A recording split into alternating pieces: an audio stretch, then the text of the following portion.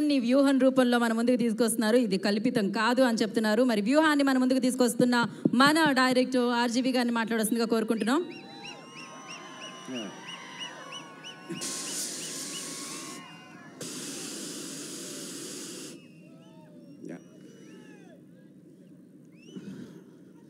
ఇందాక అంబటి రాంబాబు గారు చెప్పినట్టు ఒక దీన్ని జస్ట్ వాంట్ టు రీఅసర్ట్. ఇప్పుడు సినిమా అనేది ఇప్పుడు నేను లక్ష్మీస్ ఎన్టీఆర్ తీసినప్పుడు ఒక 25 సంవత్సరాలు కిందట జరిగిన ఒక ఇన్సిడెంట్ ఆధారంగా ఆ పర్టికులర్ టైంలో ఎన్టీ రామారావు గారికి జరిగిన అందరికీ తెలిసిన విషయమే, దాన్ని క్యాప్చర్ చేయడానికి ట్రై చేశాను.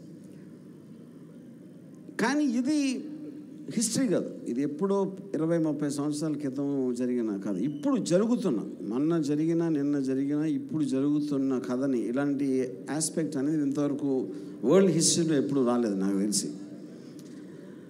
సో దాంట్లోంచి వచ్చిన ఒక కొత్తదనం అనేది నా మొత్తం కెరియర్లో అది ఆ కైండ్ ఆఫ్ ఏ అప్లికేషన్ నేను చేయలేదు.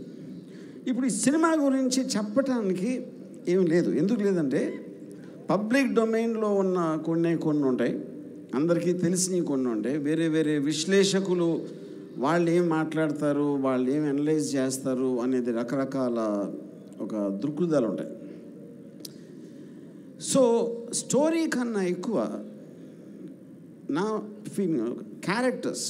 ఇప్పుడు మనుషులు ఉంటారు, మనుషులు డెసిషన్స్ తీసుకుంటారు, ఏమి వ్యూహం పని తీసుకుంటారు, లేకపోతే ఎలాంటి పరిస్థితుల్లో తీసుకుంటారు, బయటికి ఎలా కనిపిస్తారు, లోపల ఏం ఆలోచిస్తారు, ఏం వ్యూహాలు పన్నుతారు అనే ఒక సైకలాజికల్ ఆస్పెక్ట్లో నేను పొలిటికల్ మనిషి కాదు, నాకు తెలియదు పాలిటిక్స్, కానీ పొలిటికల్ సైకాలజీ అనేది నాకు తెలుసు అని నా feeling as a writer and director. So ఇప్పుడు క్యారెక్టర్స్ గురించి చెప్పాలి అంటే, ఇప్పుడు నేను ఇందాక చెప్పినట్టు రామారావు కూడా చెప్పారు, చంద్రబాబు నాయుడు అనే పేరు కానీ పవన్ కళ్యాణ్, లోకేష్ అందరి పేర్లు అవి ఉండటానికి కారణం, ఇప్పుడు డెమోక్రసీలో ఒక ఒపీనియన్ చెప్తాం ఎవరైనా సరే. ఇప్పుడు ఒక చిన్న ఇదేంటంటే వాళ్ళ లోకేష్ ట్రై చేస్తుంది వ్యూహం ఆపటానికి. తను వన్ ఆఫ్ ద థింగ్స్ ఏం పెట్టాడంటే పిటిషన్లో ఇలాగ మమ్మల్ని కించపరుస్తున్నారు సినిమాలో. తను పొద్దున్న లెగిస్తే చేసేది ఉట్టి కించపరచడం. జగన్ని సైకో జగన్ అంటాడు, లేకపోతే హంతకుడు అంటాడు, ఇది అంటాడు, అదంటాడు, అది కించపరచడం కదా. అసలు ఈరోజు మీనింగ్ ఉందా దానికి? చంద్రబాబు నాయుడు గారు కానీ, పవన్ కళ్యాణ్ కానీ, లోకేష్ కానీ, జగన్ గారు గవర్నమెంట్లో ప్రజలకు ఆ పని చేస్తున్న టైంలో వీళ్ళందరూ కేవలం అవతల వాళ్ళని తిట్టడం ఒక్కటే పని పెట్టుకున్నారు, అందరికీ తెలుసు. అలాంటి వాళ్ళు వ్యూహంలో వాళ్ళని కించపరుస్తున్నాను అనే దాని మీద కోర్టుకు వెళ్ళడం కన్నా పెద్ద జోక్ నేను. సో ఇప్పుడు క్యారెక్టర్స్ వైజ్గా ఇందాక నేను చెప్పినట్టు, ఇప్పుడు చంద్రబాబు నాయుడు గారు అని ఆయన ఒక అంటే నా పాయింట్ ఆఫ్ వ్యూలో నేను ఫస్ట్ ఆయన రిజిస్టర్ చేసింది ఎన్టీ రామారావు అని వెన్నుపోటు పొడిచిన, అంతవరకు నేను ఎప్పుడు ఫాలో అవ్వలేదు ఎక్కువ ఆయన గురించి. సో ఆయన ఫేమ్లోకి వచ్చిందే దాని నుంచి. వచ్చిన తర్వాత ఏమాత్రం కామన్ సెన్స్ ఉన్నా ఎన్టీ రామారావుని ఇంకా బ్యాడ్ క్యారెక్టర్గానే కన్సిస్టెంట్గా ఉంచితే అట్లీస్ట్ ఒక పాయింట్ ఆఫ్ వ్యూ ఉంటుంది ఆయన దృష్టిలో, ఆయనకు ఉన్న ఎక్స్పీరియన్సెస్ అని. ఎప్పుడైతే అయిపోయి ఆయన పోయిన తర్వాత మళ్ళీ ఆయన దేవుడు చేసి ఆయన మహానుభావుడు ఆయనే కనిపెట్టాడు అంటే ఎన్టీ రామారావు గారికి ఉన్న ఫ్యాన్ బేసు ఎక్కడ పోతుందో అనే భయంతో అది చేయటం. సో అలాంటి వ్యూహాలు పన్నే ఆయన ఆబ్వియస్లీ అప్పటి నుంచి ప్రతి దానికి నేనే ఇది చేశాను, నేనే అది చేశాను అని చెప్పి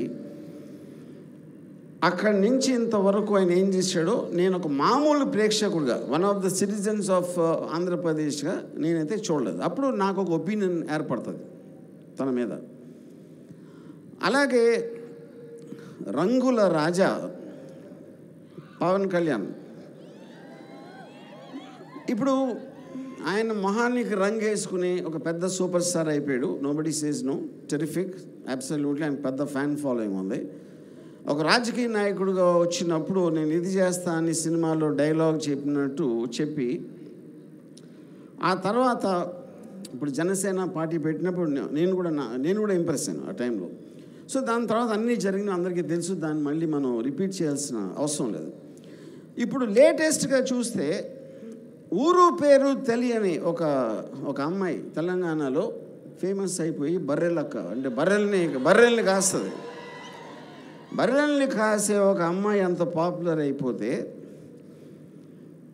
ఈయన సూపర్ స్టార్ అయ్యి ఉండి బర్రె లెక్క అయిపోయాడు. బర్రె లెక్కకి తేడా ఏంటంటే బర్రెలక్క, ఆ బర్రెలకి అక్క ఒక కాపరిగా కాస్తుంది. ఇక్కడ ఈయన బర్రెలాగా చంద్రబాబు నాయుడు, లోకేష్ వాళ్ళు ఏమి చెప్తే, అంటే ఇప్పుడు బర్రెలు గొర్రెలు ఇటెలు అటెలు దదా అని చెప్తా ఉంటే ఆ గొర్రెలు బర్రెలు ఏమి చేస్తాయో ఇప్పుడు సూపర్ స్టార్ పవన్ కళ్యాణ్ అది చేస్తున్నాడు. ఇది నేను జనసేన మనిషిని కాదు, కానీ జనసేన కన్నా ఎక్కువ పవన్ కళ్యాణ్ నాకు ఇష్టం. కానీ ఇప్పుడు అది మొత్తం పోయింది నాకు because of his thing. So ఇప్పుడు అలాగా ఇప్పుడు లోకేష్ అని అతను ఎవరు, చంద్రబాబు నాయుడు కొడుకు కాకపోతే అతనికి ఒక కార్యకర్త దగ్గర బాయ్గా చేయటానికి కూడా తనకి పొజిషన్ లేదని నా ఫీలింగ్. ఏది మామూలు కార్యకర్త దగ్గర నేను చెప్పేది. ఇప్పుడు ఆయన ఏమీ చేయకుండా, ఎక్కడ ఒక గెలవకుండా, అసలు ఈయన ఏదో ఒక పెద్ద మహానుభావుడు అనేసి ఆయనే అనుకుని, ఆ ఫాదర్ ఏమో పుత్ర ప్రేమతో ఆయన లేపి చేయటానికి ఇవన్నీ అందరూ గమనిస్తారు. నేను ఒక్కడే కాదు కదా, టోటల్ ఆంధ్రప్రదేశ్లో ప్రజలందరికీ ఆ వ్యూ పాయింట్ ఉంటుంది. ఆ వ్యూ పాయింట్లో నేను వాళ్ళని సినిమాలో క్యాప్చర్ చేయడం జరిగింది. అప్పుడు అది చూసినప్పుడు ప్రజలందరికీ ఆల్రెడీ ఒక ఒపీనియన్ ఫామ్ అయి ఉంటుంది. ఆ ఒపీనియన్లో చూస్తే నువ్వు చేసింది కరెక్టా లేకపోతే కాదా అని థియేటర్లో ఉన్న వాళ్ళకి తెలుస్తుంది. ఎందుకంటే చేసింది వాళ్ళ కోసం. మీరు స్పీచ్లు ఇచ్చినా, ర్యాలీలో మాట్లాడినా, మీటింగ్లో మాట్లాడినా, ఎక్కడ మాట్లాడినా సరే ఫైనల్గా ఇంకొకళ్ళకి కమ్యూనికేషన్ చేయడానికి ట్రై చేస్తాం మనం. అలాగే ఈ సినిమా అనేది నా కమ్యూనికేషన్ నేను వీళ్ళ మీద ఫీల్ అయ్యేది. ఆబ్వియస్లీ కొంతమంది వైసీపీ కవర్ట్ అని నేను చెప్తున్నాను కదా ఓపెన్గా, నేను జగన్కి ఫేవర్గానే ఉంటుంది ఈ సినిమా. జగన్ అంటే నాకు చాలా మంచి అభిప్రాయం అని చెప్పింది. దాని తర్వాత ఇంకా కోవర్ట్ ఏంటి? ఎందుకంటే వాళ్ళు ఉట్టి కోవర్ట్లే ఉపయోగిస్తారు. స్ట్రైట్గా కొండ బద్దలు కొట్టినట్టు చెప్పేస్తే వాళ్ళ కన్ఫ్యూజన్ వచ్చేస్తుంది, ఇదేంటి వీడు ఏం చేస్తున్నాడు అని. యూనో, సో ఆ కాంటెక్స్ట్లో నేను చెప్పేది.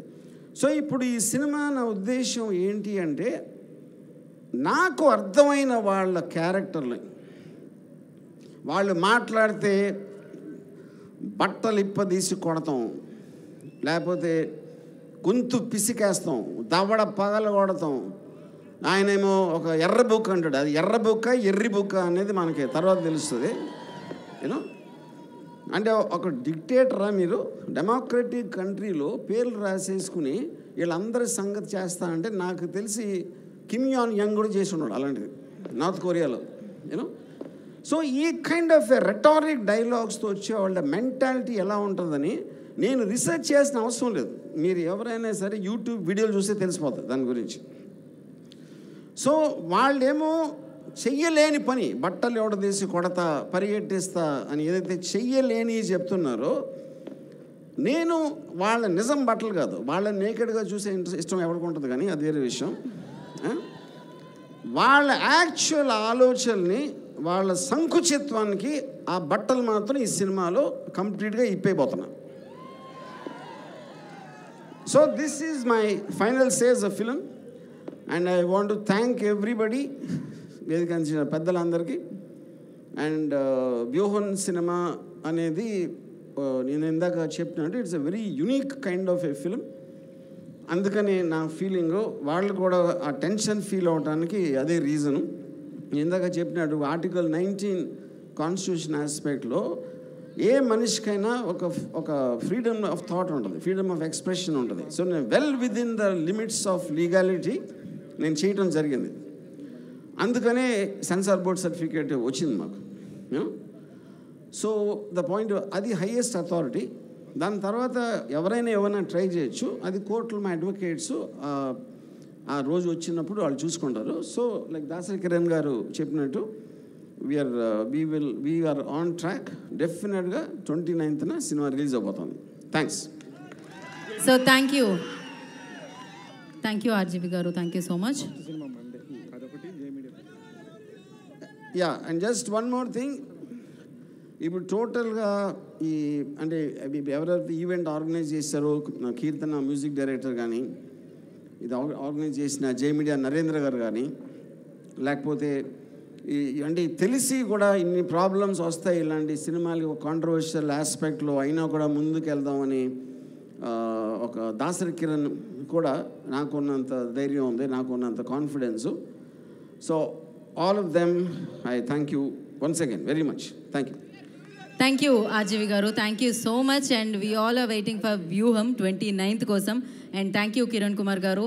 అండ్ ఎస్, బోలెడని డబ్బులు రావాలి ఈ చిత్రం, ఇలాంటి మంచి చిత్రాలు మీరు అందించాలి, ఇది ప్రజల్లోకి వెళ్ళాలి అన్న ఉద్దేశంతో మీరు చేస్తున్నారు కాబట్టి సో అది సక్సెస్ అవ్వాలని మనస్ఫూర్తిగా కోరుకున్నాం. అండ్ అంబటి రాంబాబు గారికి అండ్ అందరికీ కూడా పేరు పేరున కృతజ్ఞతలు తెలియజేసుకుంటున్నాం. రోజా గారికి, ఫాతిమా గారికి, ప్రతి ఒక్కరికి కూడా పేరు పేరు మీద కృతజ్ఞతలు చేసుకుంటున్నాం.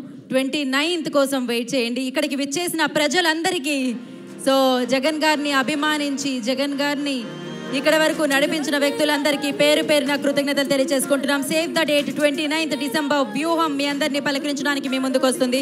And today's event by J Media Factory. Thank you so much Narendra garu. And thank you so much వ్యక్తులందరికీ, ఇక్కడికి విచ్చేసిన వారందరికీ మరొకసారి ప్రత్యేక కృతజ్ఞతలు తెలియజేసుకుంటున్నాము. And this is Geeta Bhagat signing off. శుభరాత్రి. Thank you.